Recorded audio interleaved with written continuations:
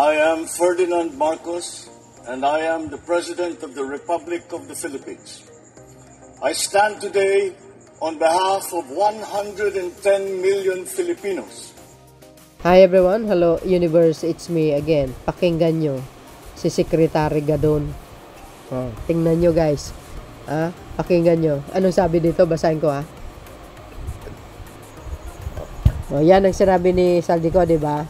Part 4 na yan, pero sabi dito Saldico, hugas kamay nga pa rin sa kickback sim. Pangulong Bongbong Marcos bumili pa raw ng bahay para sa sa drop off address ng mga pera. Di ba guys? Napakinggan nyo yan at napanood nyo yung video na sinalaka yung ang bahay niya na ang daming boxes doon. Na nakatali parang ready to ship Tsaka yung mga bolt, di ba? Pansinin nyo dito, pansinin nyo. Pansinin nyo, ang sabi dito? Ayan kickback, sim. Ayan Piro Saldico, hugas kamay, rin sa kickback, sim, Pangulong Marcos Jr. Ayan bumili pa raw ng bahay para sa draft off address ng mga pera. Uy, di ba?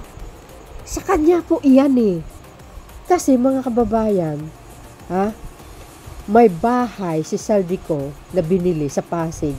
Doon niya tinambak ang mga pera. Di ba sa kanya yan? Binibintang niya lang kay Pangulong Marcos Jr. Hindi kayo naloka? Grabe. Tuloy. Sabi diyan tutukan ang galaw at desisyon ng ating mga politiko at ang epekto nito sa bawat Pilipino, sabi. Part 4, sabi ni Saldico, hugas kamay pa rin sa kickback. Sim, Pangulong Marcos Jr. bumili pa raw ng bahay para sa draft of address ng pera. Yun pala sa kanya yun. Sa kanya pala yun. Sa bahay niya pala yun, guys. Senator Amy Marcos pumalag kay PBBM matapos sabihin niyang hindi na raw niya kilala ang senadora mapanood sa telebisyon. Samantala, isang vice mayor sa Oriental Mindoro iimbestigahan matapos manakip umanay sa pag-aari niyang property ang itinutugis ng DPWS official. Congressman Arjo Ataydi din asistyo haharap bukas sa ICI pero iimbestigahan gusto raw ito private presidential advisor for a poverty alleviation Attorney Larry Gadon sasalang sa politiko. Ayan, on spot. Pakinggan nyo yung sinabi ni Sec Gadon. Sure. Pero ngayon, Sec, yung mga mabibigat na akusasyon laban po kay Pangulong Bongbong Marcos Jr. Mula doon sa budget scandal. Sino ba namang maniniwala pa kay Saldico? Doon sa mga drug accusations ng kanyang kapatid. Meron bang drug addict na napakatalino? Meron bang drug addict na kahit 1 hour mong pagsalitian, walang binabasa, and he can discuss with in-depth discussion yung mga topics na itatanong mo sa kanya. Napakatalino ni Pangulong Bongbong Marcos. And in fact, kahit nga yung mga world leaders bilib sa kanya. Laban po kay Pangulong Bongbong Marcos Jr. Mula doon sa budget scandal. Sino ba namang maniniwala pa kay Saldico? Doon sa mga drug accusations ng kanyang kapatid.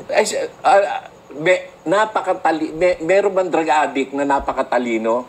Meron bang drug addict na kahit 1 hour mong pagsalitian, walang binabasa, and he can discuss with in-depth discussion yung mga topics na itatanong mo sa kanya. Napakatalino ni Pangulong Bongbong Marcos. And in fact, kahit nga yung mga world leaders bilib sa kanya. Pero ngayon, Sec, yung mga mabibigat na akusasyon laban po kay Pangulong. Narinig nyo. Totoo naman yung sinabi ni Sec Gadon. Saan ka makakita ng isang Pangulo? Kung makapagsalita. Saan ka makakita sa isang Pangulo kung talagang gumagamit siya?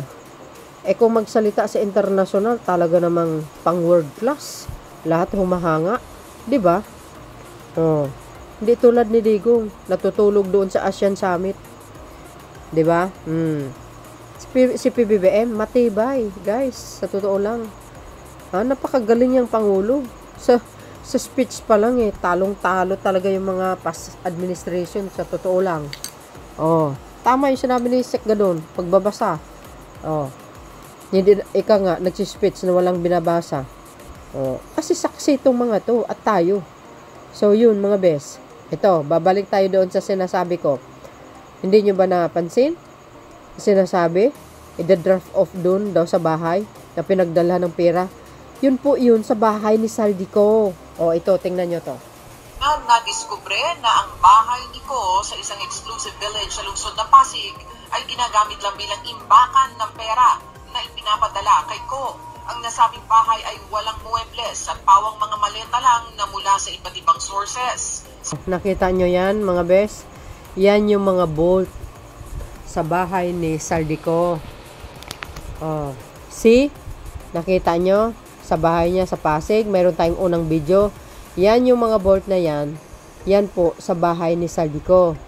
So malinaw na malinaw yung mga paratang ni Saldico. Sa kanya pala yun. Ibinaling lang kay PBBM. O ngayon nakita nyo kung gaano kasinungaling. Sabi ni Secretary Remulla, hindi lang sinungaling, magnanakaw pa. You see? Kaya nga, yung unang video natin, mga kababayan, abangan po natin, baka pera ang laman nun. May maano naman yan, ipopost naman nila. So, malinaw na malinaw yung pagkasinungaling ni Saldico. Gawain niya, binibintang sa iba. So, yun mga best. Thank you for watching. See you again on my next upload. Bye bye and baboos. God bless Philippines.